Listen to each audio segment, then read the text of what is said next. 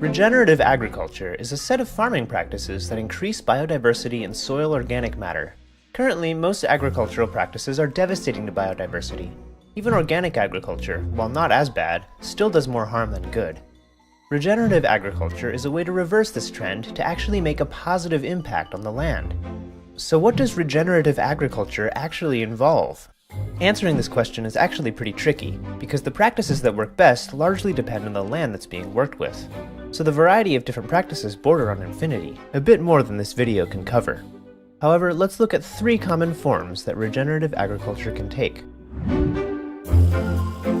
The soil is full of organisms which are helpful for plants. Some convert soil nitrogen into a plant-usable form. Some bring water to the plants that would otherwise be out of reach. Others loosen and aerate the soil, increasing water absorption and allowing plant roots to penetrate deeper. When soil is turned over by a machine, most of these organisms are killed, so the crops must rely on chemical fertilizer, which ends up leaching into the water.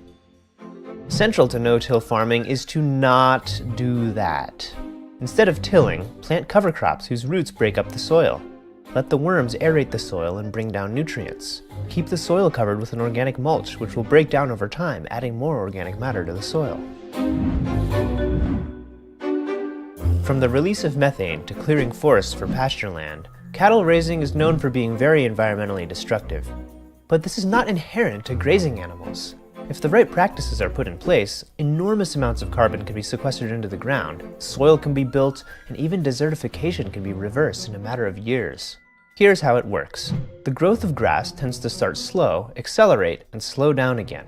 This middle area is where it accrues the most biomass the most efficiently. If it's eaten before it gets to this point, its growth will never speed up.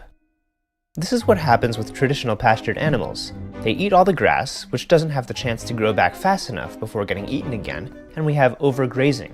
This leads to soil erosion, drought, and desertification. But if the animals are kept in a tightly packed herd, like they used to be in nature, the grass has time to grow before being eaten. All that biomass in the grass is carbon that comes from the air. Not all of the grass gets eaten, however. Some of it gets pooped on and trampled, which ends up creating the perfect conditions for new topsoil to be built. This ends up happening incredibly quickly.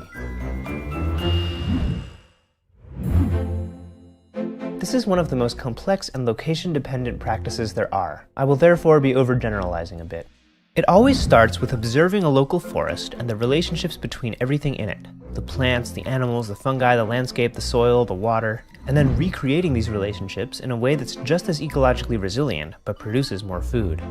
Food forests are often thought of as comprising 7 layers: the root layer, the ground cover layer, the herb layer, the shrub layer, the low tree layer, the high tree layer, and the vine layer. Every one of these layers either produces some sort of food or medicine, or is in some way helpful to the system as a whole. The plants are mostly perennials and include as many native species as possible. These 3 examples of regenerative agriculture, plus all the rest of them, all have something in common. Whereas in conventional agriculture, you seek to create as many of one thing as possible, in regenerative agriculture, you seek to create as many relationships between things as possible. You are one of those things. What sort of relationship with the land do you want to foster?